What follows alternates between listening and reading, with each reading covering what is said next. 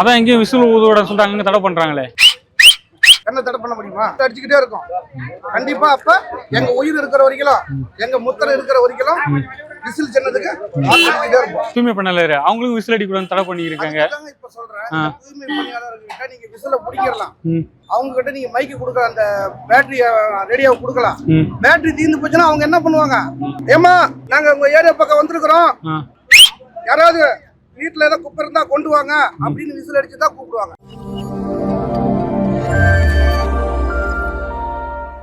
தளபதி சேலம் வராருங்க, மக்கள் சந்திக்க முடியாது, நிர்வாகிகளையாவது சந்திக்கலாம்.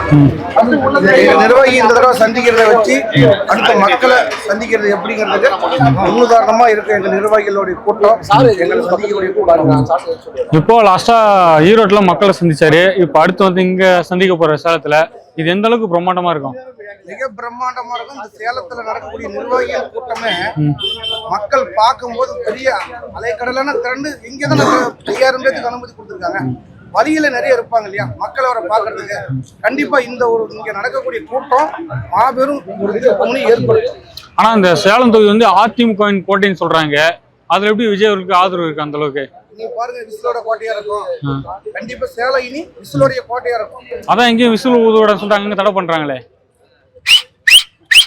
என்ன தடை பண்ண முடியுமா? அந்த மாதிரி இருக்கக்கூடிய இளைஞர்கள், கட்சி தொண்டர்கள் அனைவரும் அடிப்பாங்க. இந்த கொடுக்கக்கூடிய மைக் அந்த ரேடியோல பேட்டரி போயிடுச்சுன்னா அது வந்து அவங்க பேசாது. உடம்புல எனர்ஜி இருக்கிற வரைக்கும் விசில் அடிச்சுக்கிட்டே இருக்கும் கண்டிப்பா. அப்ப எங்க உயிர் இருக்கிற வரைக்கும், எங்க முத்திரை இருக்கிற வரைக்கும் விசில் சின்னதுக்கு ஆனா சேப்பாக்கத்தை விசிலுக்கு தடை பண்ணாங்க. அடுத்தபடியா சிவகங்கை மாவட்டத்துல அந்த நகராட்சியில அந்த இது அடிப்பாங்கல்ல, தூய்மை பண்ணல அவங்களுக்கும் விசில் அடிக்கூடாது தடை பண்ணி இருக்காங்க. இப்ப சொல்றேன், தூய்மை பணியாளர்கிட்ட நீங்க விசில பிடிக்கலாம், அவங்க கிட்ட நீங்க மைக்கு கொடுக்கலாம், அந்த பேட்டரி ரேடியோவை கொடுக்கலாம். பேட்டரி தீர்ந்து போச்சுன்னா அவங்க என்ன பண்ணுவாங்க? ஏமா நாங்க உங்க ஏரியா பக்கம் வந்திருக்கிறோம், யாராவது வீட்டுல ஏதாவது குப்பை இருந்தா கொண்டு வாங்க அப்படின்னு விசில் அடிச்சுதான் கூப்பிடுவாங்க. பேட்டரி சார்ஜ் தீர்ந்து போயிடும். அந்த ரேடியோவுக்கு வேல்யூ அவ்வளவுதான். மக்கள் கையில அவங்க நீங்க வாயில நீங்க அடிக்கக்கூடிய அந்த ஒரு பொருளை பிடிக்கிட்டா கூட 2 விரல் இருந்தா போதும், விசில் அடிச்சு ஜனங்களை கூப்பிடலாம். ஜனங்களுக்கு அவங்கள ஞாபகப்படுத்திடுவாங்க. அதே போல உதயநிதி அவர்கள் விருதுநகர்ல அந்த பொதுக்கூட்டத்துல சொல்லியிருப்பாரு, என்னன்னா திருவிழா டைம்ல கடை போடத்தான் செய்வாங்க, கடை அதிகமா கூடும், ஆனா திருவிழா முடிஞ்சதுக்கு அப்புறம் மறுநாள் எல்லா இடம் காலியா தான் இருக்கும். அது போலதான் தேர்தலுக்கு அப்புறம் சில பேர் காணாம போயிடுவாங்கன்றாரு. அதாவது இது திருவிழா கூட்டம் இல்லைங்க, இது தளபதியோடைய நிரந்தர கூட்டம். அவருக்காக இப்ப நீங்க பாருங்க, அவர் சென்னையில இருக்கிறாரு, இந்தியாவில எந்த மூலையில இருந்தா கூட.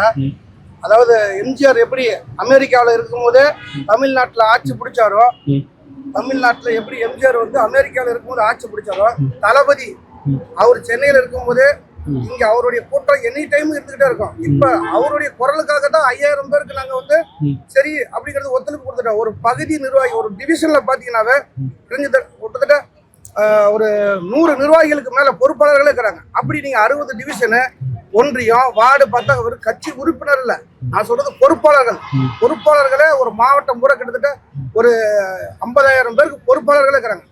50,000 பொறுப்பாளர்கள் இருக்கிற இடத்துல 5000 பேருக்கு அனுமதி கொடுத்துருக்குது.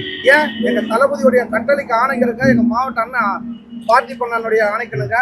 சரி, அவரை வந்து 5000 நிர்வாகிகளையாவது நம்ம தளபதி சேலத்துக்கு வரணும், சந்திக்கிட்டோம் அப்படின்னு இது நாங்க வந்து மக்களுடைய நலன் எதிர்காத்து நாங்களும் அந்த 5000 பேருக்கு ஏத்துக்கிட்டோம். அதே போல திமுக வந்து விஜயை பார்த்து காப்பீடிக்கிறா போல சொல்றீங்க. அதே போல மேடை முதலமைச்சர் வந்து அதே போல ஃபேன் செட் போடுறாரு. இன்னைக்கு தமிழ்நாட்டுல இந்த மாதிரி நடைமுறை யாரு போட்டுருந்துக்கா? முதல்ல தளபதி 2016 ஜவஹர் மில்ல அந்த இதுல வந்து போட்டு, அதுக்கப்புறம் அவர் அடுத்தடுத்து போகக்கூடிய மாநாடு ஒவ்வொன்றிலுமே அந்த நடைமுறை போட்டதை நீங்க மக்கள் எல்லாருமே பாத்தீங்க. ஆனா 2021 முதலமைச்சர் அவர்கள் அந்த அதே போல ஸ்டேஜ் போட்டு ரேம்ப் வாக் நடந்திருக்காரு. அது சோசியல் மீடியால போடுறாங்களே. 2016 நம்மால் பண்ணிட்டார்ல, 2011 ஃபர்ஸ்ட் அவர் பண்ணிட்டாரு. அதுக்கப்புறம் தானே இன்னைக்கு இவரு பாருங்க, இந்த இதே கலர் பேண்ட், இதே கலர் ஷர்ட்னு மாறிடுச்சுல, தளபதியை பார்த்து தானே. ஆனா தளபதியே ஜெகன்மோகன் ரெட்டியை பார்த்தா காப்பி அடிச்சாரு சொல்லிட்டு ஒரு விமர்சனம் வருது. அவர் ஆந்திராவில் இருக்கிறாருங்க. ஆமா, அவரை பார்த்தா காப்பி. தமிழ்நாட்டுல இருக்கிறோம். தமிழ்நாட்டுல இன்னைக்கு யார் செய்யறாங்கிறத நம்ம பேச போறோம். நம்ம நாளைக்கு முதல்வர் யாருங்கிறத நம்ம அவரை தானே பேசுவோம். அதனால இன்னைக்கு அவரை பார்த்துதான் அந்த ட்ரெண்டிங் போயிருக்கு. தளபதி அவருடைய நட, அவருடைய ஸ்டைலு பாருங்க. யாரோ ஒரு துப்பட்டாவை போட்டு பேருக்கு நான் போட்டுட்டு போறதுக்கு இல்லைங்க, தளபதி போடுறாங்க மேல நடையில போடுற அத்தனை துப்பட்டாவும் எல்லாருடைய ரசிகர்களுக்கு கை கொடுத்து, தொண்டர்களுக்கு கை கொடுத்து, தொண்டர்களோட நடு மத்தியில போய் அவர் ஏறி நின்று அவரு போட்டோ பிடிச்சாரு, செல்ஃபி எடுத்தாரு.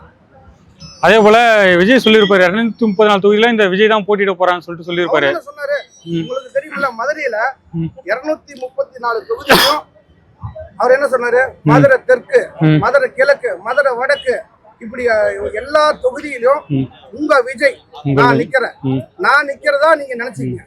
அங்கங்க நிறுத்துற ஒவ்வொரு வேட்பாளரும் உங்கள் விஜய், உங்க வீட்டுல ஒரு விஜய் இல்ல 2 விஜய் அப்படி இருக்கக்கூடிய எல்லாரும் மனசுல நினைச்சுக்கன்னு அவரு தானே சொன்னாரு.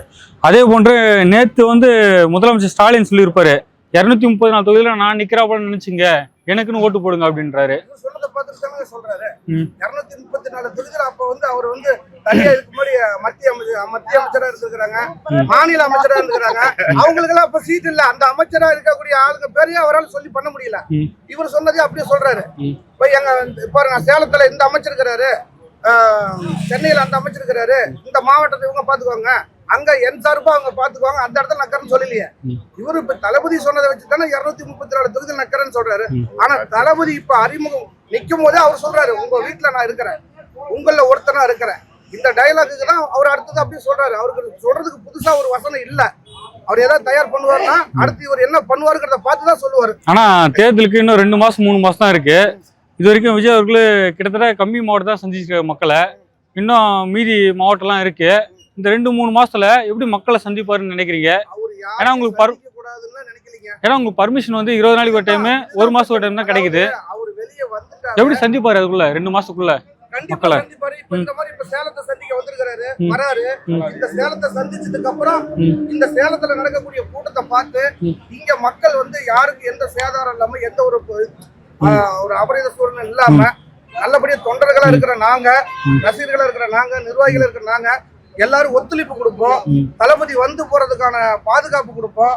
மக்களுக்கு எந்த ஒரு இடையூறு இல்லாத அளவுக்கு அவங்களுக்கு நாங்க பாதுகாப்பு கொடுப்போம். அதனால பாத்தீங்கன்னா அதை அடுத்த தமிழ்நாடு பூரா அவருக்கு அந்தந்த மாவட்டத்துக்கு போகக்கூடிய அனுமதி கண்டிப்பா கிடைக்கும். ஆனா எல்லாருமே என்ன சொல்றாங்கன்னா, உங்களால் தான் மக்களுக்கு இடைஞ்சலா இருக்கு, இந்த தொண்டர்களால் தான், அவர் தளபதி பேச்சு நீங்க கட்டுப்பட மாட்டீங்க. பாருங்க, சும்மா அப்படி ஒரு நம்ம ரசிகர் மேல, டிவிகே மேல அந்த ஒரு சாயல் பூசுறாங்க. அந்த மாதிரி சொல்லக்கூடிய ஆளுகள் எல்லாத்தையும் பாருங்க, நீங்க இன்னைக்கு மீடியால எல்லாமே பாக்குறீங்க. யாரு குறை சொல்றாங்களோ, யாரு போலியா நடிக்கிறாங்களோ, அவங்களுடைய நடிப்பு தன்மை போலிக்கு பின்னால இந்த நம்ம ஆளுங்க எல்லாத்தையுமே எடுத்துறாங்க. அவங்க என்ன செஞ்சாங்க, ஏது செஞ்சாங்க, யார் சொல்லி செஞ்சாங்க அப்படிங்கறதெல்லாம் அவங்களுடைய சாயத்தை வெளியே கொண்டு வந்துடுறாங்க. அதே போன்று சாட்டை திருமுருகனுக்கும் விஜய் அவர்களுக்கு என்னதான் பிரச்சனை? தொடர்ந்து சாட்டை திருமுருகன் விஜய் விமர்சனம் பண்றாரு. அதாவது தளபதி ஒரு கட்சியினுடைய நிர்வாகிகளையோ தொண்டர்களையோ யாரையும் விலை கொடுத்து வாங்கல, எந்த ஒரு பெரிய பேச்சாளர்களையும் விலை கொடுத்து வாங்கல. தளபதியுடைய அவருடைய நல்ல உள்ளங்களையும் அவர் மக்களுக்கு செய்யக்கூடிய சேவைகளையும் வச்சுதான் பெரிய பெரிய பேச்சாளர்கள்லாம் இன்னைக்கு நம்ம டிவிக்குள்ள வந்திருக்கிறாங்க. அவருக்கு என்னன்னா, நம்ம தளபதி ஏதோ ஒரு பெரிய பொட்டியை கொடுத்து அவரை கூப்பிடணும், இல்ல இந்த பொட்டியை கொடுத்து ஆஃப் பண்ணணுங்கிறத நினைக்கிறாரு. சாட்டை திருமுருகனுக்கு சாட்டையாலேயும் பதில் சொல்லக்கூடிய காலம் இருக்குது. அவரை அடிச்சுட்டு போயிடுவாரு. பாத்தீங்களா, ஒரு தடவை தோல் மேல அடிச்சுட்டு சுத்துறாரு, அந்த மாதிரி அவரே அடிச்சுட்டு தெருவா போயிடுவாரு. அதுக்கு பேர் தான் அவருக்கு சாட்டை திருமுருகன், துரைமுருகன். சாட்டை இனிமேல் அவரே அடிச்சுட்டு வசூல் பண்ண போயிடுவாரு. இந்த சாட்டியாலே உங்க ஓட வரேன்னு சொல்றாரு. ஆனா சாட்டை திருமுருகன் அதுதாங்க இப்ப உங்ககிட்ட சொன்னேன், சாட்டையில எங்களை ஓட விட மாட்டாரு, உடம்புல அப்படி அடிச்சுக்கிட்டு தட்டை தூக்கிட்டாரு, வசூல் பண்ணிட்டு போயிடுவாரு. அதே போல உங்க கொள்கை என்னன்னு சொல்லுங்க, நான் அப்புறம் விஜய் பத்தி பேசவே விட மாட்டேன், பேச மாட்டேன்றாரு. இப்ப எலெக்ஷன் வருது, எலெக்ஷனுக்கு முன்னால அவரு தளபதிக்கு எல்லாமே தெரியும். மக்களுக்கு, இங்க தமிழ்நாட்டு மக்களுக்கு என்ன தேவை, என்ன செய்யணும் அப்படிங்கறத அவர் கொள்கையெல்லாம் அவருங்கெல்லாம் எழுதி வச்சிருப்பாரு. மக்கள் மத்தியில் அவர் மனசுல இருக்கும், என்ன செய்யணும், என்ன சொல்லணும். யாரோ சொன்ன வசனத்தெல்லாம் நான் அதை தரேன் இதை தரேன்லாம் சொல்லாம இவர் புதுமையா ஒண்ணு சொல்றதுக்கு இவருடைய கொள்கையெல்லாம் வெளிப்படுத்துவாரு. இப்பயே சொன்னா அப்ப பாருங்க, உங்க வீட்டுல நான் இருக்கிறேன், ஒவ்வொரு வீட்லயும் நான் இருக்கிறேன்னு சொன்னதை அடுத்து சொல்லிட்டாங்க. இப்ப அவர் மறுபடியும் சொல்லக்கூடிய அதை என்ன பண்ணுவாங்க, அதை காப்பி அடிச்சு பேசுவாங்க. அதனால உரிய நேரத்துல, தேர்தல் களத்துல நேரத்துல தளபதியுடைய அவருடைய கொள்கை என்ன, மக்களுக்கு என்ன செய்வாரு, அந்த மாதிரி என்னென்ன மக்களுக்கு இலவசமா கொடுக்கணுங்கிறத, எதை கொடுக்கணுங்கிறதுல கொஞ்சம் விழிப்பா இருந்து செய்வாரு. இனி தலைமுறைக்கும் தளபதி இருக்கிற வரைக்கும் சேலம் மட்டும் இல்ல, தமிழ்நாடு அவருடைய கோட்டை அப்படிங்கிற அளவுக்கு மக்களுக்கு பத்தியில அவர் கொண்டு தருவாரு. இப்போ அதை சொன்னா காப்பி அடிச்சிருவாங்க சொல்லிட்டு அதனால ரகசியமா வச்சுக்கிறீங்களா அதை? அவர் வச்சிருப்பாருங்க. அவர் எந்த நேரத்துல மக்கள் இப்ப பாருங்க, இது ரசிகர்களுடைய தொண்டர்கள் நிர்வாகிகளுடைய கூட்டம். இத நிர்வாகிகளுக்கு என்ன சொல்லணும்னு நினைக்கிறதோ அதை சொல்லுவாரு. மக்களுக்கு சொல்லணும்னு நினைக்கக்கூடிய அந்த மேடையில மக்களுக்கான திட்டத்திலையும் அவருடைய கொள்கைகளையும் வெளிப்படுத்துவார். அதே போல தொடர்ந்து சாட்டி திருமணம் வந்து உங்களை அணிலு தற்கூரி அப்புறம் இந்த விசிலுக்கு இன்னொரு பேர் ஒன்று சொல்றாரு மடக்கு ஊதின்னு சொல்லிட்டு இப்படியே விமர்சனம் பண்றாரு. எங்க தளபதி அமைதியா இருக்கிற காரணத்தினால்தான் எங்க டிவிகள் இருக்கக்கூடிய தொண்டர்களும் அமைதியா இருக்கிறாங்க. அவங்க மானங்கிட்டு போய் இந்த மாதிரி ஒரு அர்த்தமில்லாத பேச்சுக்கெல்லாம் இந்த ஒரு டிவிகளுடைய சாதாரண ஒரு தொண்டனை கொண்டு போய் விட்டு பதிலுக்கு பதில் பேசலாம். அதை கூட எங்க தளபதி இந்த மாதிரி செய்யுங்க அது பண்ண ஒரு எந்த அறிவிப்பு பார்த்துருக்கீங்களா?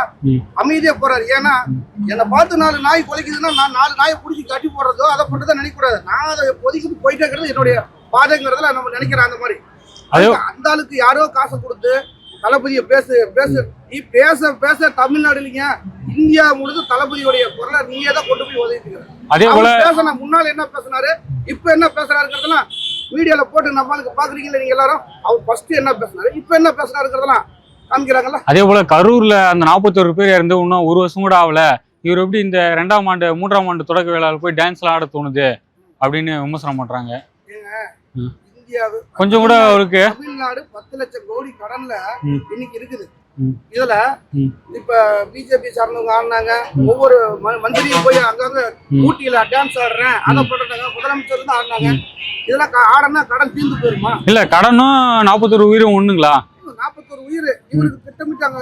அங்க நாங்க களத்துல இருந்து பார்த்தங்க, தளபதி உள்ள வரக்கூடிய ஒரு பிஞ்சு குழந்தைய கூட தூக்கிட்டு வந்து நடந்து வராங்க. அது எதிர்பாராத ஒரு விபத்து. அந்த விபத்துக்கு தளபதி தான் காரணம், அவர் தான் பொறுப்பு சொல்ல முடியுமா? அங்க பாதுகாப்பு பணியில இருந்தவங்க கரெக்டான பாதுகாப்பு கொடுக்கணும். அங்க அதே கரண்ட வந்து நீங்க கட் பண்ணாம வச்சிருந்தா அந்த இடத்துல யாரு மைக்க ஸ்ப்ரே அடிச்சிருக்காங்களா இல்ல ஆளுங்களை எது பண்ணிருக்காங்களா? ஏன் என் பையனே எடுத்துங்க, அந்த கூட்டத்துல இருக்கிற என் பையனை கழுத்து போட்டோ இருக்கிறது காட்டுற பாருங்க. யாரோ கூட்டத்துல கழுத்தை பிடிச்சி நெருக்கி அந்த போட்டோ உங்களுக்கு வேணா நான் காட்டணும்னா சொல்லுங்க, இப்போ வாட்ஸ்அப்ல அனுப்ப சொல்லி காட்டுறேன். அந்த கூட்டத்துல என் பையனே கழுத்தை பிடிச்சி நெருக்கிட்டு இருக்காங்க. நாங்க எங்கட பையனை காண அந்த கூட்டத்தை நெரிசல போய் அவனை காப்பாத்துறோம். அந்த இடத்துல பாத்தீங்கன்னா தளபதி ஃப்ரீயா பேசுறாரு. ஒருத்தர் மயக்கம் அடிக்கிறாங்க, அவங்களுக்கு கூப்பிட்டு தண்ணி கொடுக்க சொல்லி கொடுக்குறாரு. அது தண்ணி கொடுக்குன்னு நினைக்கிறவர் யாரு உயிர் எடுக்குன்னு எப்படி நினைப்பாரு? ஆனா அந்த சம்பவம் நடந்ததுக்கு அப்புறம் அந்த நள்ளிரவுலையும் நாம் தமிழர் கட்சி தான் போயிட்டு ரத்தம் கொடுத்தாங்க, சீமான் தான் கொடுக்க சொன்னாரு. ஆனா தாவேக்காரர் ஒருத்தர் கூட இல்ல அந்த இடத்துல, எல்லாம் ஓடிட்டாங்க துண்டக்கான துணியக்கானட்டு. அதாவது அவங்க ரத்தம் கொடுக்க கூடாதுன்னு யாரும் நினைக்கிறாங்க. அந்த இடத்துல அசாதாரண சூழ்நிலைய விலகி அந்த இடத்துல வேற ஏதோ ஒரு அசாதாரணம் நடக்கக்கூடாதுங்கிற அந்த எண்ணத்துல தொண்டர்கள் எல்லாருமே அங்க இருக்கிறாங்க.